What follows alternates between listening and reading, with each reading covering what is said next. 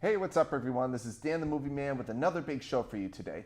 Today, we are going to be talking about Batman, and in specifically the current run on Batman when it comes to film.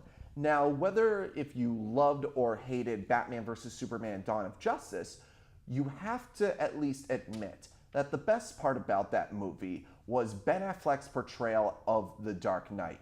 He was pretty much everything that fans could have wanted of this character, for the most part, if you minus his kill count.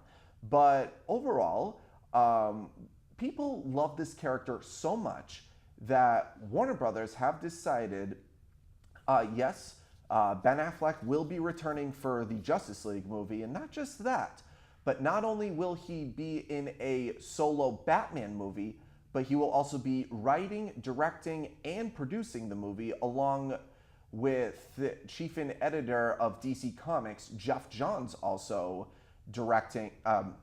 producing the movie. And both of them are going to have full creative control. Now, the reason why I bring this up is because the recent report has announced that the main villain of the movie is going to be none other than Slade Wilson, aka Deathstroke. And better yet, he will be played by none other than Sofia Vergara's husband himself, Joe Manganiello. You may also know him from other things such as the show True Blood on HBO, and also movies such as Magic Mike. And this is a very interesting casting thing, and I wanted to talk a little bit about this character, on who he is, what he's going to bring to the DC cinematic universe, but I couldn't do it alone, so I decided to bring a guest on. You know him, he is a regular on the show, Mr. Paul Michaels. Paul, thank you for coming back on the show. Oh, thanks, man. Yeah, no problem. So, since you are a big DC expert, I wanted to ask you, who the heck is Deathstroke? For people who may not know who he is, the general public, but us DC fans, we know very much about him. So Yeah, I mean, where to start? Yeah, basically, his name is Slade Wilson. He is a mercenary for hire. He was originally in the military. I forget which branch, though. But basically, he was very... Was it the Army or Navy? I think could be Marines, but the point being is that he was a very skilled soldier, and they spotted that right away. They took him into government testing because they were trying to test different types of basically what you would call a super soldier stuff.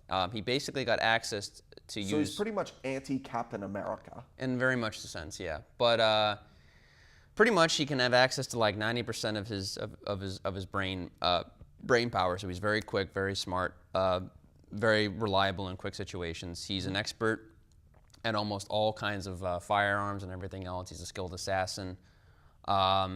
Yeah, he's just and he can heal pretty well from most wounds. I would say not to the level of say Wolverine or Deadpool or anything like that, but he can heal pretty quickly. Yeah, he's a fast healer. Now, he is an enemy towards Batman, but I understand he is also an enemy towards the Justice League, the Teen Titans, and the Green Arrow. So, Yeah. What is his affiliation with Batman? What is it about Batman that gets to him? Well, Batman is just, he's a, just on a physical level, he's very close, I guess, to a lot of Deathstroke. He makes a good villain for Batman because he's a good way to test Batman and test his strength as well as his know-how. Because Slade is not an idiot. Slade's very, very smart and very quick. He's jumped over from all types of different people from Justice League to Green Arrow, but he prominently came about by Teen Titans because he was created in that run by Marv Wolfman and George Perez when they made the new Teen Titans run of the 80s, which was very, very huge at the time. Yeah, my introduction to the character was watching when Saturday morning cartoons were a thing before not. One of the shows that I would watch was Teen Titans, and the one thing that really got me invested in the show, I thought the show was fine, but every time Slade, that's what they called him, Slade on there, every time Deathstroke was on there, that's when stuff got really interesting, and Also, he's voiced by the brilliant Ron Perlman. So when I heard his voice for the first time matched with his characteristics, Yeah. I thought he was absolutely perfect and chilling, and it made for him to be the greatest Teen Titans villain. Yeah, when that show came out, I wasn't as prominent as I am in the comics now, but that was a great show. And as far as I can tell, that's pretty much one of the first incarnations of him being done outside of the comics, and that's pretty much where he came to prominence. Because I knew next to nothing about Deathstroke. He was called Slade because of censors and because of being a kid's show, they couldn't use the name Deathstroke for whatever But they reason. can use the name Brother Blood. Look, don't talk to me about censors. That's just how they work.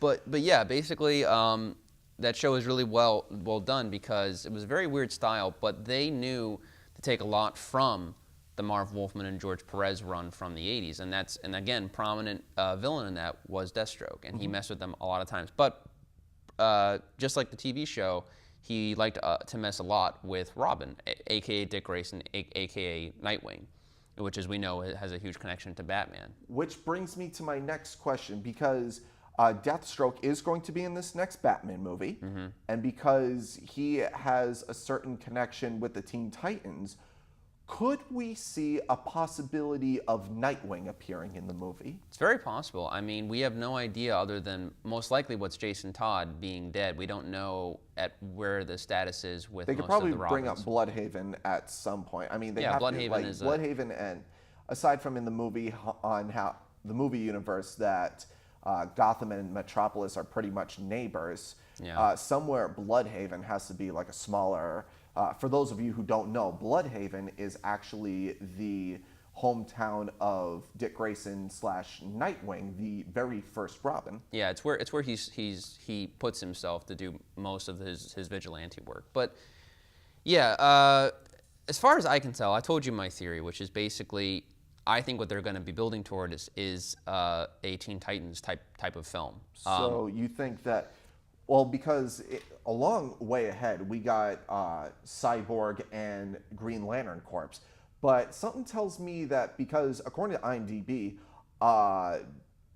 Cyborg does not have a release date anymore. No. So could that possibly mean that it's going to turn into a Titans movie? It's very, very possible. I mean, that's what I'm definitely seeing happening. Well, they can't call it Teen Titans now because they've confirmed that Cyborg is actually a university student. Yeah, I think, look, the thing is, Teen Titans as a title works in a comic book, but maybe not necessarily. I mean, what I'm thinking they're going to go with, if they decide to make it, they're going to call it Titans, which works fine. The fact is, we're probably going to get Nightwing very, very soon. We already have Cyborg established. We're already going to have Deathstroke, who is known to be a prominent enemy of the Teen Titans. And not only that, teen movies as far as superhero films go are very, very huge right now. You have Avengers, you have Suicide Squad, you have Guardians of the Galaxy, you have the upcoming Justice League. So the fact is that they know teen movies are much more profitable in a lot of ways. So that being said, I think it's, even in comics, Cyborg does not have very long-running series, but the Teen Titans have been around forever. So I can see them building more towards a Titans film. And then at some point doing kind of what they're doing now, and then having them sort of like have their own separate adventures if they want to. But granted, they are still building Flash and other stuff like that. Now, what is his connection to Green Arrow, aside from the Arrow show? I think it has to do with a lot of the fact that Green Arrow has a lot of similarities to Batman. There's a lot of, I mean, not so much I would say just like the Arrow TV show, but he ends up having a lot of the same things going on. He's a vigilante who works on the streets, who fights against crime, and he's a human-based type of character. And I think Deathstroke finds a challenge in that he's not going to take on necessarily Superman. I mean, he could, but it wouldn't really work out too well. Well, he's taken on the Justice League. Oh no, he has, but he works. And didn't he beat them? The thing is, the way Slade works, or Deathstroke, he works on the assassin type level. He's going to work he's the kind of type of guy that will fight dirty. He doesn't care. I mean, if you pay him the right price, he'll shoot kids. That's just how he is. They don't really get into that in necessarily. Yeah, that's the big difference between him and Deadshot. Like Deadshot in the Suicide Squad movie, he admits that he is a killer, but he has standards. Yeah, and he Deadshot said that he doesn't shoot women or children. Deathstroke, on the other hand, he just does it for the money. He is.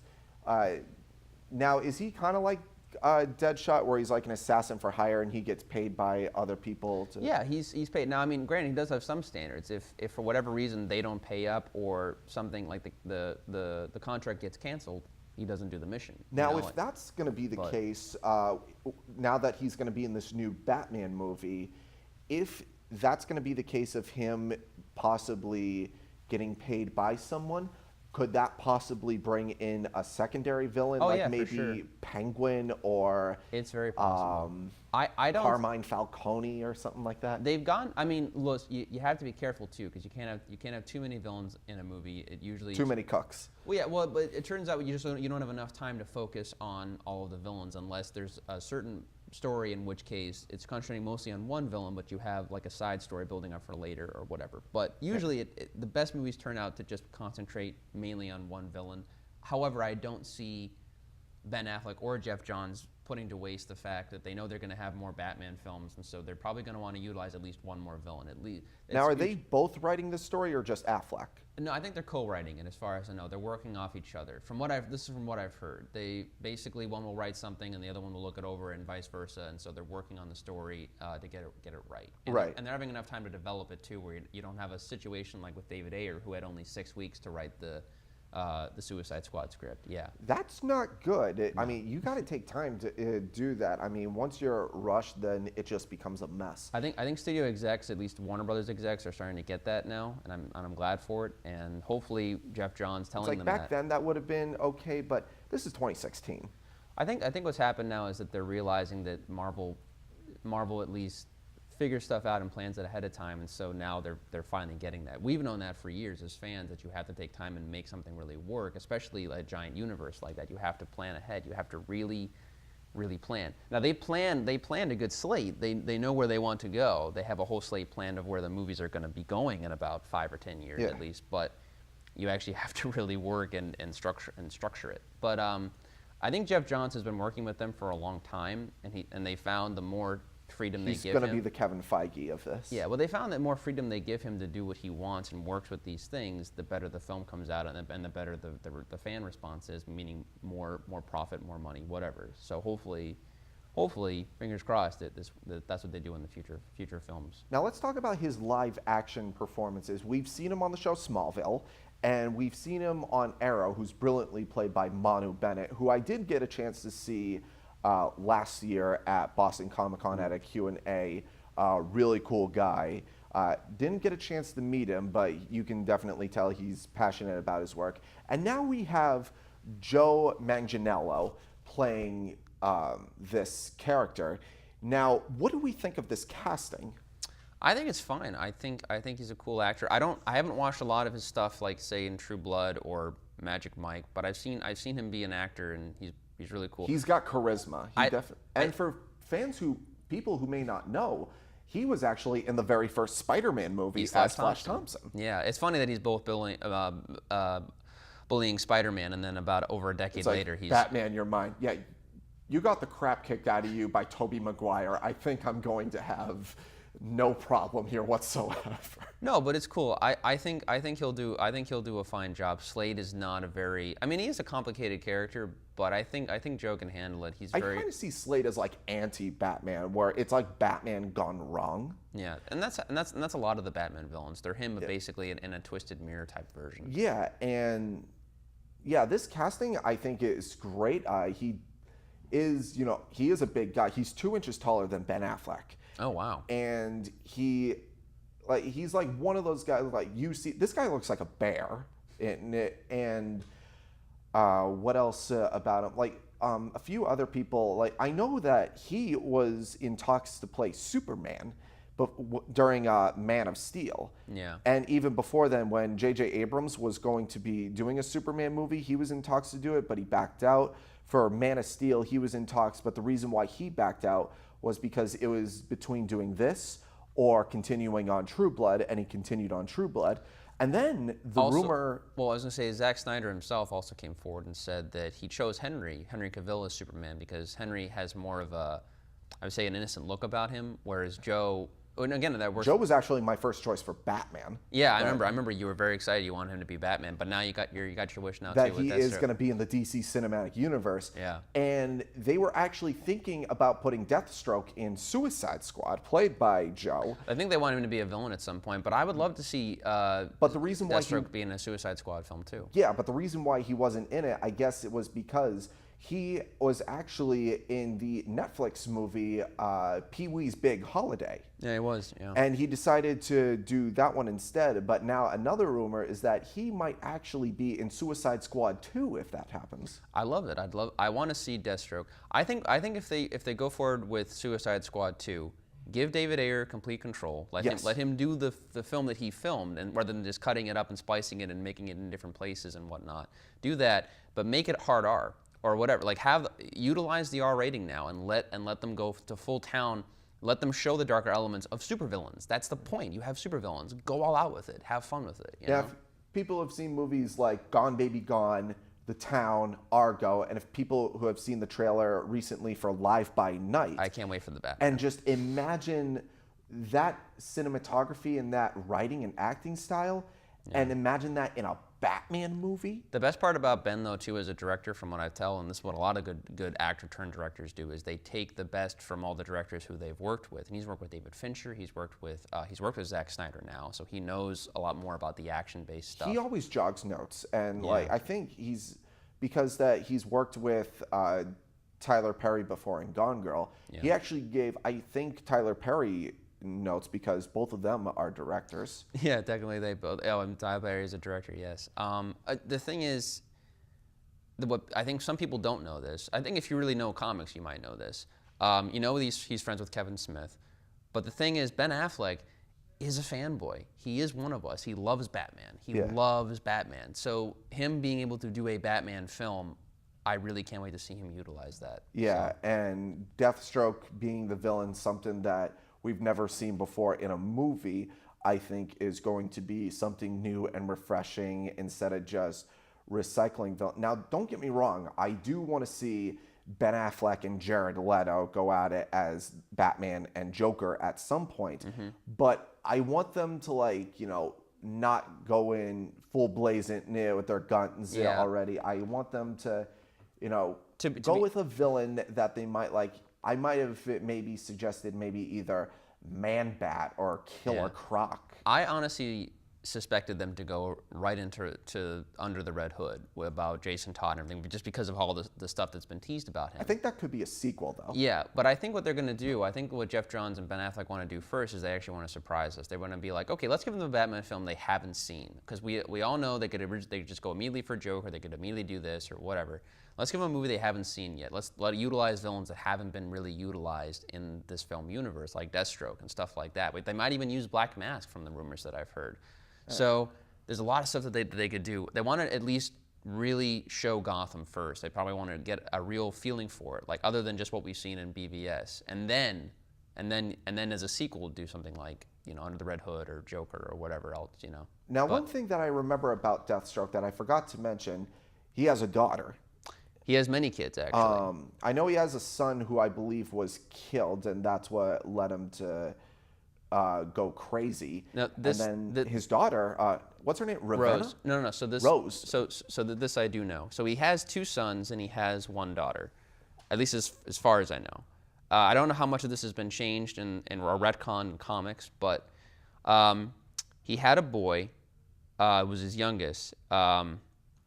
I forget his real name, but his other name is his superhero name is called Jericho, and he can usually manipulate. He's on the Teen Titans, funny enough, but he's actually the reason why he loses his eye, because he wasn't fast enough, and a rival competitor in his field kidnapped Jericho and severed his vocal cords. I was going to ask you, was it Jericho who can't speak? Yeah, Jericho can't speak because of that.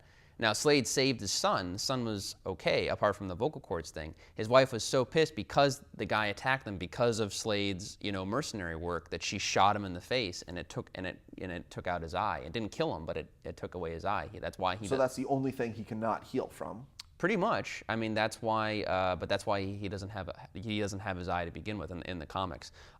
His other son was a mercenary as well. Here he became a mercenary like his dad, and he was called Ravager, and he dies, and then Rose Wilson takes over the mantle and is called Ravager too. Ravager. I kept on thinking Ravenna, or I remember it so. starting with an R. Ravager, you said. Ravager. Now, would it be too early to introduce a character like that in this movie, or would that have to I think you want to build up a little bit. I think hopefully this is what they're learning too.